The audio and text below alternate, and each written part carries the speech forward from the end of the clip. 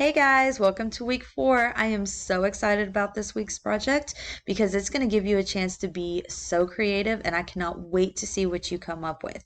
Now remember that we are working at our own pace on our Pear Deck slides. Remember that on the bottom of each screen, most screens, there are links to videos, tutorials, interactive sites, and questions that you need to answer in order to get full credit for participation. So make sure that you are going one by one, slide by slide, and completing everything that's on it. Read the directions, follow the instructions. I have made sure that everything is included on the slide so you're not lost.